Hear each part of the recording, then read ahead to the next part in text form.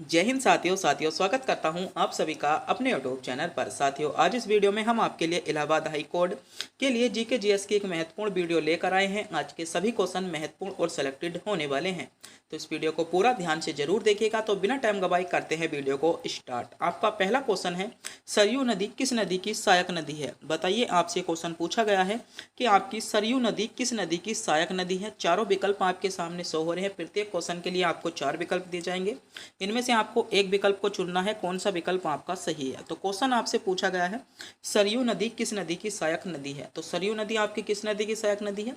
तो सरयू जो नदी है मेरे प्यारे साथियों, यह है आपकी शारदा नदी की सहायक नदी है। शारदा नदी, इसमें सी विकल्प के साथ आपका करेक्ट जवाब हो जाएगा। मेरे प्यारे साथियों, आज के इस वीडियो में हमने सभी क्वेश्चन सेलेक्टेड, इंपॉर्टेंट और गोल्डन क्वेश्चन लिए हैं। आज की वीडियो के माध्यम से आप यह पता कर सकते हो कि आपसे एग्जाम में कहां से क्वेश्चन पूछे जाते हैं, कौन कौन से टॉपिक आपके लिए इंपॉर्टेंट हैं, क्या आपके लिए सेलेक्टेड होने वाला है जो आपको सीधे आपके एग्जाम में देखने को मिले। तो इस वीडियो में अंत तक बने रहिएगा और बिना स्किप किए इस वीडियो को पूरा ध्यान से देखिएगा। और आपने अभी तक हमारे चैनल को सब्सक्राइब नहीं किया है, चैनल पर नए हो तो चैनल को भी सब्सक्राइब जरूर कर लीजिएगा। आपका अगला क्वेश्चन है, नाइट्रस एसिड का आणविक द्रव्यमान क्या हो या क्या होता है? बताइए, नाइट्रस जो एसिड होता है इसका आणविक, अगर हम बात करें आणविक द्रव्यमान की, तो इसका आपका आणविक द्रव्यमान होता है 63U। यानी इसमें सही जवाब क्या होगा? ए विकल्प के साथ आपका करेक्ट जवाब हो जाएगा, जिन बच्चों ने विकल्प ए को चुना है। अगला क्वेश्चन है आपका, निम्नलिखित में से कौन सा वेद सबसे पुराना है? बताइए, बहुत ज़्यादा क्वेश्चन पूछा जाता है। आपसे क्वेश्चन पूछा गया है, निम्नलिखित में से सबसे पुराना वेद या सबसे कौन सा वेद सबसे पुराना है, ये क्वेश्चन आपसे पूछा जा रहा है। तो चारों वेद आपके सामने हैं, सोचिएगा, समझिएगा, बताइएगा। सबसे पुराना वेद आपसे पूछा गया है, तो बात करें सबसे पुराने वेद की, तो यजुर्वेद जो है आपका सबसे पुराना वेद है, यानी ए विकल्प इसमें आपका करेक्ट जवाब होगा। अगले क्वेश्चन पर बढ़ते हैं। अगला क्वेश्चन है, हमारे शरीर में ग्लूकोज का संचय किस रूप में किया जाता है? हमारे शरीर में ग्लूकोज का जो संचय होता है आपका किस रूप में होता है, ये क्वेश्चन आपसे पूछा गया है। तो किस रूप में होता है? तो ग्लाइकोजन के रूप में होता है। किस रूप में होता है? ग्लाइकोजन के रूप में होता है। आपको ध्यान रखना है, ग्लाइकोजन सी विकल्प में आपको दिया गया है, यानी सी विकल्प इसमें आपका करेक्ट जवाब हो जाएगा। अगला क्वेश्चन है, मध्य प्रदेश में निम्नलिखित में से किस पशु के सर्वाधिक अभ्यारण्य है? बात कर रहे हैं मध्य प्रदेश की। क्वेश्चन पूछा गया है, मध्य प्रदेश में निम्नलिखित में से किस पशु के सर्वाधिक अभ्यारण्य है? तो सर्वाधिक अभ्यारण्य की बात करूं तो वो है आपके बाघ। बाघ के सर्वाधिक अभ्यारण्य जो है वह आपके मध्य प्रदेश में है, यानी ए विकल्प में आपको बाघ दिया गया है। ए विकल्प इसमें आपका करेक्ट जवाब बन जाता है। अगला क्वेश्चन देखते हैं। अगला क्वेश्चन है आपका, निम्नलिखित में से कौन सी आपकी तेल रिफाइनरी असम में नहीं है? इंपॉर्टेंट क्वेश्चन है ये। क्वेश्चन बहुत ज़्यादा क्वेश्चन पूछा जाता है। क्वेश्चन पूछा गया है, इनमें से आपको बताना है कौन सी तेल रिफाइनरी ऐसी है जो चारों विकल्पों में से जो आपकी असम में स्थित नहीं है। तो बताइए, चारों विकल्पों में है आपके सामने है, सोचिएगा, समझिएगा।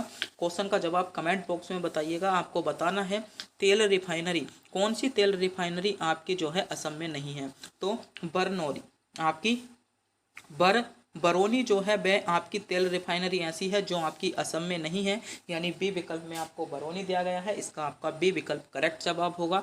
अगर बात कर लें असम में नहीं है तो कहाँ पर है, ये आपकी जो हो जाएगी बिहार में स्थित है, यानी इसमें बी विकल्प आपका करेक्ट जवाब हो जाता है। अगला क्वेश्चन देखते हैं। अगला क्वेश्चन है, देमाबाद नामक आपका प्राग ऐतिहासिक स्थल निम्नलिखित में से किस राज्य में स्थित है?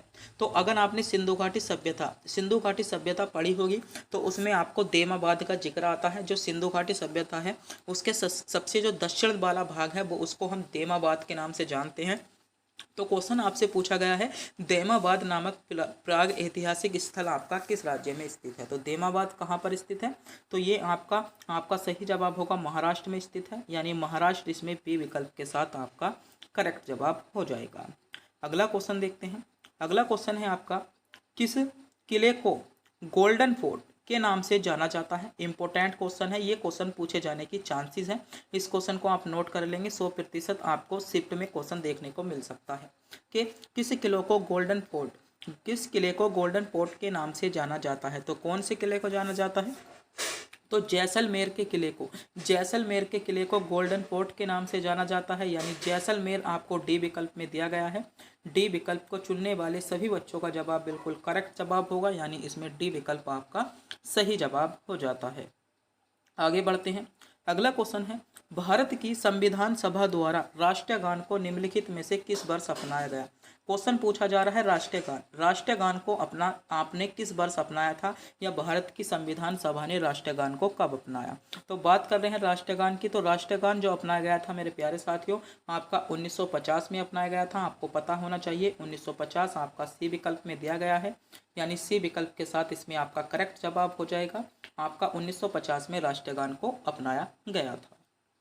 अगला क्वेश्चन है, उस प्रथम महिला का नाम बताइए जो भारत के किसी राज्य में उच्च न्यायालय की मुख्य न्यायाधीश बनी थी। तो आपको जो बताना है हाई कोर्ट की पहली महिला मुख्य न्यायाधीश आपसे पूछा गया है कि उच्च न्यायालय की पहली महिला मुख्य न्यायाधीश कौन थी। तो पहली महिला मुख्य न्यायाधीश की बात करें तो उच्च न्यायालय की यानी हाई कोर्ट की जो पहली महिला मुख्य न्यायाधीश थी वे थी आपकी लीला सेठ आपको विकल्प बी में मिल जाएगा। बी विकल्प के साथ आपका करेक्ट जवाब हो जाता है।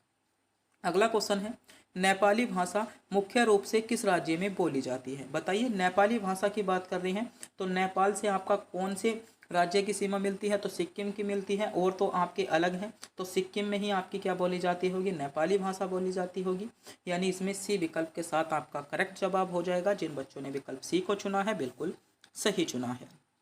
आगे बढ़ते हैं। अगला क्वेश्चन है, निम्नलिखित में से कौन सा अम्ल चींटी के डंक में पाया जाता है। क्वेश्चन पूछा गया, बहुत ज़्यादा एग्जामों में क्वेश्चन देखने को मिलता है। खासकर ये अगर कोई बच्चा एसएससी एग्जाम की तैयारी कर रहा है तो एसएससी एग्जाम के लिए इंपॉर्टेंट क्वेश्चन है। क्वेश्चन है, निम्नलिखित में से कौन सा अम्ल चींटी के डंक में पाया जाता है।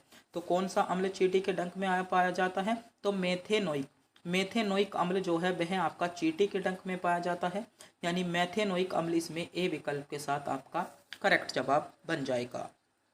अगला क्वेश्चन देखते हैं। अगला क्वेश्चन है, मध्य रात्रि के सूर्य की भूमि के नाम से जाना जाने वाला देश कौन सा है, यानी मध्य रात्रि के सूर्य की भूमि किस देश को कहा जाता है, ये क्वेश्चन पूछा गया है।